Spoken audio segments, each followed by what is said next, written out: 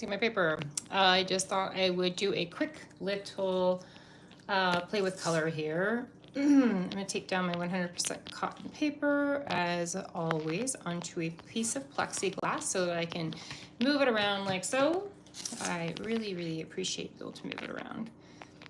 One day I will just not talk and I will just have me painting on here, perhaps. I do some of my videos now with an introduction, a verbal introduction, and then I will just play some music and then pop back on at the end and wrap things up. So that's kind of been fun too. And it's actually helped lighten my load, right? Because it's hard to do a real-time demo in my household anyway, in peace and quiet. So often my videos are voiceovers because I just literally don't have the I don't have the quiet to be able to film. You know, often, and I have an additional room, but then, you know, I'm not used to the paints that I bring up there. And so anyway, long story short, it just can kind of be awkward to switch spots like that. Okay, so let's play with some watercolor. Let's go ahead and maybe spray the paper like I like to do. And then I'm going to use, hi, hello, Erica. How are you? I'm going to use, oh, there's fuzzes in my paint. So M-grams are really sticky and they never fully dry. And so if you don't keep a cover on them, you'll find sticky stuff near sticky paints, which I haven't been using M-grams in a long time, but I got 4 new tubes. And so it's kind of made me bring them back out and explore a little bit more. And I love handmade. I'm a sucker for handmade paint, so it's kind of hard for me to sacrifice and go against my handmade makers. Not against, but, you know, use the others because I just love them so much. Handmade paints are just, I don't know, the best. My lighting's going to change here. I do have my indoor lighting on, or my daytime, nighttime lighting, but the sun is shining in and I'm not blocking it out. So if you see a little light cross my page, that is why. And I love natural light, so I'm not going to mess with it. If it gets a little too bright, I will close the curtain, but I doubt it will. Doing great, you and only have 1 M-gram. I love my handmade makers. Yeah, it's kind of hard to, you know, like I've started off with art philosophy and Daniel Smith, and I love them. But then, you know, slowly but surely, I don't know how I got introduced to handmade paints, or can't even remember which one was my first, but gosh, it was just like a, oh, it's really cloudy over there. Okay, I can't even see the mountain behind the house. It was just like a, not a downpour, but just like a onslaught of handmade makers, and I just couldn't stop, and I still can't stop. I love handmade paints. Yes, everything about them, right? They smell good, they feel good, you get to talk to the maker. Oh my gosh, I'm using my Tintoretto Magneto, whatever it's called, and it has a magnet bottom here, and I just sometimes I'll use the end of the brush to like scratch my head or something, and it just stuck to the clip in my hair. So I had the brush end stuck in my hair. Okay, sorry. It's just so kind of silly. But yeah, it's just hard to be like, oh, let me promote Daniel Smith and talk all about them all the time, when I'd much rather share the love with the handmade paint maker that, you know, puts all their heart and everything into making their paints. And Daniel Smith doesn't need little old me to talk about their paints, you know. Not that there's anything wrong with them. They're amazing paints. I love them too. But yeah, just it's not the same. It's not the same at all. And so again, I am using some M-grams right now, but I feel that, I don't know, I just would probably rather gravitate towards my handmade paints. That's okay. I'll just use a few today. Only because Deep Light is a big company. As big as companies go. Oh, I don't know that one, Erica. Deep Light? I don't know. Is that I don't know. Yeah, I know I have a hard time supporting, and now I'm kind of looking into more vegan options as well. And a lot of handmade paint makers do use honey, so that's been one. Very few actually use synthetic oxgal if they use it, so it's hard. I don't even know how to say that name of that place. I don't want to butcher it. I'm not sure. Where are you based? Are you, I don't know where you are, do I? Or do I? So let's see, what else am I gonna do here? I'm going to drop in some of this azo green. Yeah, and I haven't been using them, so I don't feel comfortable. And you know when you use, okay. Oh, okay. Wisconsin, okay. I've never been there. I've never been basically that. I don't head that way very often, I suppose, at all. In the country, not that I don't want to. I actually want to go all the way to Vermont and Maine. I watched a Food Network show on there, but now that my food diet has changed, I guess that would change a little bit too. This is not turning out how I would like. See, this is another thing when you're using paints that you're not really used to, or brushes that you're not familiar with. So I switched up my paints. I switched up my my brush that I don't use all the time, and now I feel off. You know, so that's one thing I don't love about not using my handmade paints. I don't feel in my comfort zone, right? Feel out of my comfort. Okay, let's get some Quin Magenta. And I use a lot of colors, almost like a little rainbow here. Oh, look at that paint moving up. Whoa. So there's one thing I am drawn to with sometimes with these. Hi, hello, Kathy. Hello. Look what the M-grams are doing. Isn't that crazy? Do you see that green just went whoo? I didn't even see it do it. I should have tilted it if I'd known it was going to do it that bad. M-gram, it can be kind of nuts. I was just going on a rant how I don't really love using non-handmade paint makers, but I'm trying today. I don't know why. They were just sitting here from the other night, and well, because I got some from All About Art when I put my order in, and so I thought I would play with what I got, and then I, you know, of course I couldn't just play with the 4 colors I got. Had to play with some more colors. Yeah, some are fun. I get so used to the colors that I'm working with, and then all of a sudden I switch it up. Like right now, I feel very awkward, you know, using a different brush, different colors. I just feel very out of sorts right now, and that's kind of throwing me off. But that's okay. It's okay. I think I'm going to dry so that I can get kind of know what the heck I'm doing here. Leave that as my base. It's kind of a rainbow, which I guess is kind of fun, right? It kind of worked its way in a backwards rainbow. There's a lot of change in one painting. I know, and you know me, I'm like, no, don't change 3 elements. Keep, like, only change 1 element. And here I am. Now this is harsh, so I think I'm okay on the paper, but I'm changing the other ones and it feels really off. Okay, I'm gonna dry real quick. I'll mute you.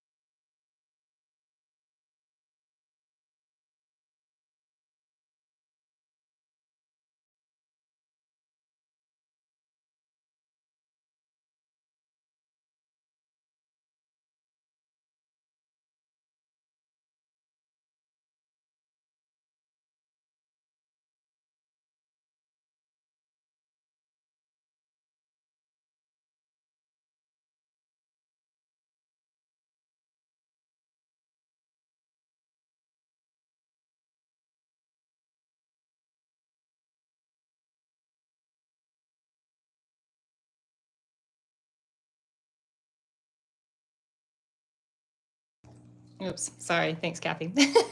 I was talking. Totally talking too. It was nonsense though, so that's good. I was talking nonsense. I haven't done that in a long time, have I? Okay, let's go. I was just saying I don't know what to do yet. I'm not really feeling anything yet, so when I don't feel that, I'm gonna go ahead and spray more water, another layer, and then what I like to do, I'm gonna get a regular brush that I'm comfortable with. That brush was just throwing me off too much. Okay, you can hear me now, right? All right, let's grab. And also another thing I was doing, I was mixing in the pan, or not mixing in the pan, but I was taking straight from the pan. I don't really like doing that. My preference is to put it on my palette, which you can't really see because, you know, you only get so much space here. But my preference is to put it on the palette and then water it down, maybe mix it with something that's sitting nearby on the palette so that it can kind of play with other colors and do other things. I find it a little bit more fun. I know some people like to mix it on the paper, which is fun too. Some people don't like to do it at all. Sometimes you just drop it in straight from the pan or the tube. I rarely work straight from a tube, but occasionally I will. All right, so just kind of slowly adding some drops, more color here. If my spray ball didn't get everywhere, I'll soften those lines that start to form because those often will form. And I'm going really subtle, okay? So then, again, I can add a little more. Maybe I can drop in, here's some purple left over, the dioxazine purple from Gram 2. Maybe just drop some of that in. And slowly, I'm going very slowly, right? And then if you're not sure, which I always do, just maybe brush it and you'll get a very smooth feel. If you don't like where you brush, you can kind of pick it up. So see, I can bring my light back in the middle because see how I had kind of brushed the color into it, so it was mixing. So you can also kind of pick that up and just move it. You can really manipulate a lot with these dry brushes, a lot. And you know, if you start getting muddy, you can also kind of pick up that color. And now you can see that the light is just whoom. I think it might even be more than it was. So let's grab some yellow. I'm pretty sure this is Gram's yellow ochre, which I actually do like. I do like yellow. I do like Gram's ochre. I feel like it's closest so far to Art Philosophy, which is my go-to ochre, I think. I don't know. Do you have it, Kathy? I forgot. No, we've talked about, can you recommend a good brush for dry brushing? What I like to use is, quite honestly, any brush will work as long as you're comfortable with it, right? As long as it's soft and loose. So even if you just have one of those old, let me see if I have it in here, like an old Princeton Neptune, those really soft ones. I had it the other day because I was using it. Yeah, this kind. Even if you have something like this is a little harder than I was thinking even. Or the only thing I don't want to only reason I don't like to recommend these is because I haven't found a synthetic one, and these are made from goat, and I don't like animal hair. This does shed a lot, and I know there's a lot of reviews and complaints on these things. They do shed a lot, and again, it's animal hair, and I'm not a huge fan of that. But I did buy it at one point before I realized that it was animal hair. I don't know why I didn't pay attention. That was just dumb of me on my part. I do have the yellow ochre, but I haven't used it too much. I know I hadn't either until I just pulled it out again and realized. So this brush I bought on Etsy. It's just a loose brush. This would work too. So if you have something old that you never liked, I would just try what you have first before going out and buying anything new, personally, and see what works for you. Maybe do a set of little minis and you could just practice that dry. And it's not necessarily, I say dry brushing loosely because technically it's not dry brushing, because dry brushing in our little world is right where you're actually, paper's dry, but your paint is wet on here, and then you're lightly brushing that paint onto the dried paper, and it leaves, that white space and color coming up. So hi from Mexico, hello. And so when I say dry brushing, I probably shouldn't call it that anymore. I don't know what to call it though. But this is a brush that I never, ever get wet, or whatever brush I'm using, right? If I'm using that soft Princeton brush or whatever, you could technically use a dagger. This thing's really soft. This would work. And you're just kind of, brushing lightly to get rid of those lines, harsh lines. Maybe you just need a little bit of blending help. And again, it's dry. I never get it wet. So it really does kind of help. Now I got a fuzz in there because this thing probably had a fuzz on it. And it just can be really handy to just sweep around to kind of loosen things up when you're getting maybe too stuck, which I often do. I get stuck all the time. It's okay to get stuck. It's part of the whole process. It's part of the learning. It's part of everything. Another thing about Grams is they're very, very thick because, again, they don't dry, right? And so you're working with a lot of paint. And I don't know that I love that until you get used to that again. You're just picking up so much extra paint, I realize. Not used to that. I mean, I know all my handmade paints are very rich in pigment, but man, once you dip your brush in Gram, it just like really is a lot. and I don't love these greens. Okay, so when you don't love a green, stick some orange in there. That's always my go-to. If you don't love your green and you're like, this green is just too, not enough depth to it, add some orange, and it will muck it right up and kind of give it a nice little, in my opinion, a nice, more rich feeling. Okay, so I'm just gonna draw some lines. Not even gonna try for trees right now. I agree, you really need a mixing palette with them. Yeah, I was just going from the pan, I was like, oh, this is not good. This is not making me happy. Even when I did that little purple like play with color thing the other night, Kathy, I don't really love those that much, but those colors are so pretty, but I don't know, they just don't, that like quick thing doesn't give me satisfaction. The color bleeds. They're kind of fun every once in a while, and that one was okay because I added some trees. But anyway, the paints they're so thick. Yeah, they're just so thick, and putting them straight from the pan is just a lot, so much. Okay, so let's see, let's add some more trees over here. Let's make them a little bit lighter since they're kind of maybe getting diffused. We'll add a little clump over here. Can always go back with our brush and maybe add some texture. Maybe this is water, so we add very slight, right?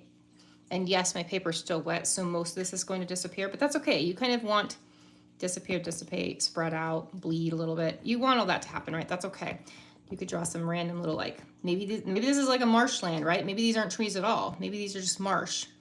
And yes, again, these lines are going to kind of spread out, but if you just kind of get them in there, then it adds hints of things without being so detailed. And, you know, especially if you can't draw like me, it's the perfect way to sort of just add hints. And then I go back in and I'm just going to add a little bit of darker patches every once in a while so that we have some depth, right? If you just go in with those even one or two colors, it'll be too flat. So you kind of just want to go in and drop little pockets of color, and you can darken it up with a little bit of indigo is what I like to often use. You can use Payne's gray, you can use a little bit of neutral tint, depending on what you already kind of have on your paper. Since I already have a lot of blue, I just opted for indigo, and it was right there. And so I'm just going to, again, just maybe add some more lines, maybe add some more wispies, maybe some randomness.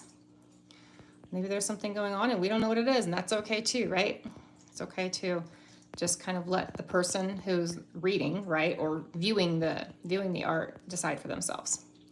And you can read into art, right? So that's why I use the word reading, I guess, because you can totally read into it. Speaking of reading, I'm still reading The Fourth Wing, totally and completely out of my element. I've never read fantasy, never liked fantasy. And now here I am reading a book about dragons who talk, but they don't really talk because they don't talk out loud, but they communicate. I can't believe I'm reading this. And I can't believe I'm halfway through the book and I haven't put it down, and I'm like, usually I'm not into that kind of stuff at all.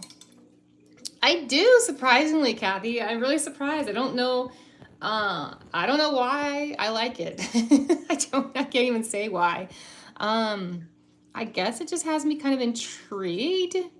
And there are some parts you're like, what are they even talking about? Like, I kind of skim over some of this. I don't want to say skim, but I don't like truly try to understand some of it, I guess. I don't know. It's weird. It's not my genre at all. There is some sort of like love interest and a little hot and heavy moments, so maybe that's kept me a little bit interested. Not between the dragons. Actually, yes, between the dragons too. Last night the dragons got hot and heavy. Okay, you thought it was good. Okay, do you normally read that? For some reason, I don't think you do either, but maybe you do. You must read that genre more than me.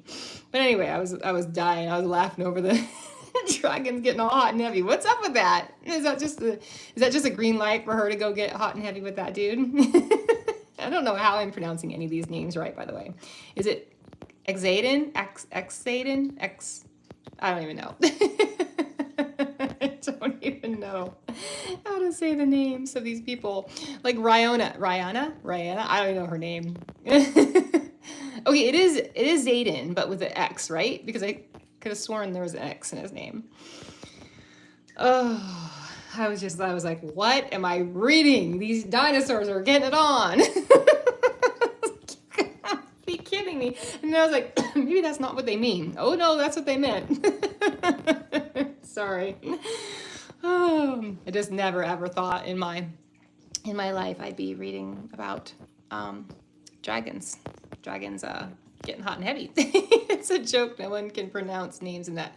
Oh, okay. Okay. I was going to say, I don't like, what is it? Ryanon? The way it's spelled, I think Ryanonen or non. I don't know. No idea.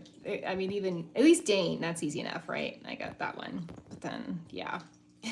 Other names I don't even know. And then the people just die so fast. I'm like, I guess I don't need to know your name. I don't know. You died on the parapet, whatever that is, a giant bridge that's over some gully thing, valley, I'm imagining. so out of my box here. I was just, yeah, really having a good time laughing at myself that I was actually enjoying it and not. And I will probably finish the book. Now, is the second one worth reading, or do I just need to skip that? I don't know. I'm not usually a series girl, which is really strange because I love a good story, but usually they botch the second one, so I'm like, nah, it's not as good. You know, I did read that Netflix one with the girl, the two girls that are childhood friends. What is it, like Dragonfly Corner or something? Dragonfly Street, Dragon Street, Bird Eye, Lightning Bud, Bird, Bug Street, something. Anyway, and the second one is better. Okay, all right. And so you're saying I have to read the second one too. Dang it. All right. Let's try this sucker. Yeah, so that's my entry. My first, I'm pretty sure it's my first technically fantasy. Gonna have to add it to my list. I love fantasy, but have no time to reading. Oh, what about audiobooks? Can you paint and do audiobooks? I can do some audiobooks. I just finished one. And it kind of kept me interested, but it kind of didn't. This was something silly. Don't fall for your, what was it called? I don't know. Anyway. So I go back and forth with getting into audiobooks and then not getting audiobooks. And it's hard to concentrate sometimes, right? And sometimes I want to watch a video and then I can't listen to the book at the same time. But then sometimes I mute you can mute the video, but then not the book. And I don't know. And then you can't do a YouTube if you're caught up in like other stuff, right? With instructions. All right, let me mute for a sec.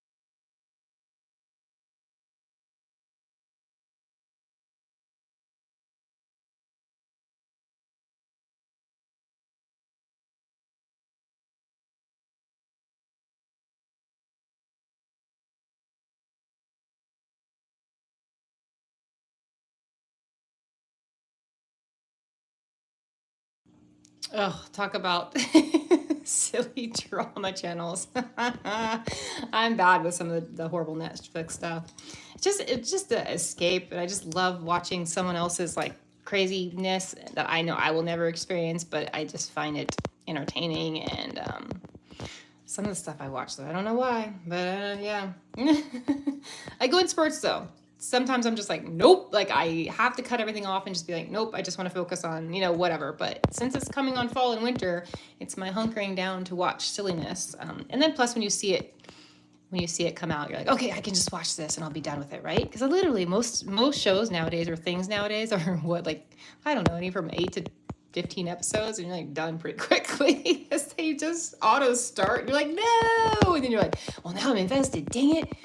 Yeah, so sometimes I'm racing to the clock to to pause myself, so I don't.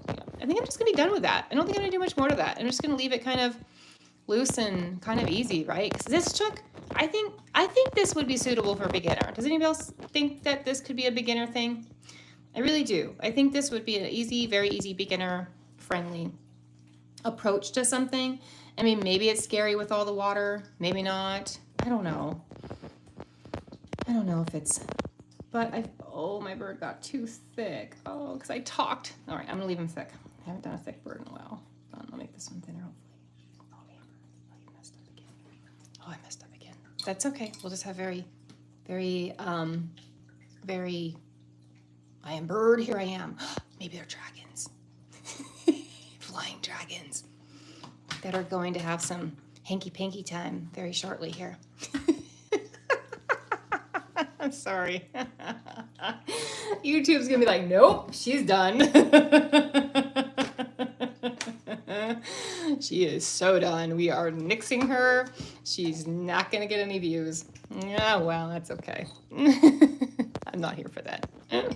I don't know what I'm here for, but it's certainly not that because, yeah, that stuff's hard. Okay. Dragon Nookie. Did you like that, Kathy? Is Dragon Nookie kind of like Vacation Nookie? All right, enough, Amber. Jeez, what is wrong with you? Okay. If you don't know, I do get a little, I don't know if you want to call it silly, goofy, a little lighthearted. But yeah. Okay, look at that. 25 minutes. Okay, we're going to make it under 30 minutes. All right, let's try, what color should I use today? Let's use Irish Moss. It's kind of a pinky one, and we got a lot of pink sky going on. So what I do for my shimmers is I put about 3 brush worths of water, sometimes 4. I keep them really kind of, I stir them up a lot, right? Like you're making a little like creamy, like coffee with cream. I don't like those analogies. I won't use them. It's really rich paint. But then I roll it on my fabric next to me. And then I go and cover everything because this stuff goes everywhere. You could draw some like little wispies down here for some grasses. I didn't do that this time. I normally do. I'm gonna go in for my second. And I'm just letting the splatters be kind of big, kind of small. And then at the end, when I know there's not much paint left in, I'll hit the brush harder and that will give me those little tinier splatters, which I really love. And then sometimes I just move my paper up just a little bit. And then those tiny ones, this is the fun part, is sometimes those tiny ones will just sprinkle up in that green part. I didn't get enough paint. Let me try again. Okay, so make sure I don't get too many big hunks by rolling off my paintbrush. There we go. I'm just gonna tap it with my finger instead of too heavy. And then maybe inch it up one more little bit. I won't go in my bird area, so I'm gonna cover my bird area up. I could just use one more piece of paper.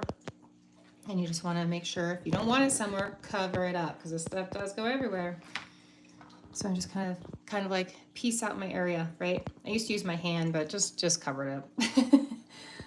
It gets everywhere, and then you don't really want this stuff. You don't want this kind of stuff on your hand. It's not great, especially if you're skin sensitive, if you're sensitive, if you have any kind of allergies, any kind of like that. I mean, this stuff isn't really, I don't know if you've ever seen this powder in person, like mica powder or any kind of shimmer pigments. I was sent,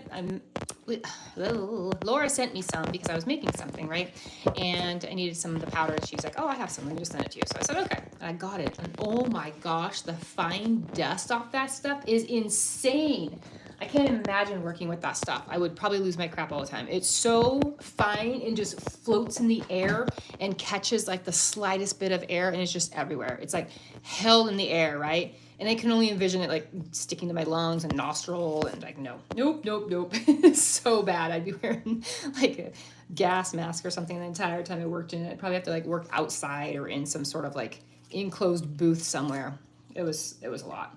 It's like, all right, well, check this off the list for me because this is not something I would want in my... So I commend all my paint makers, and I'm so thankful for them for doing it, and I hope that there's no long-term craziness from it, because for me that was a little scary, just having that, even that little bit in the air, and the potent smell of like chemicals in the other stuff I was working with. I was like, oh gosh, this is rough. This is rough.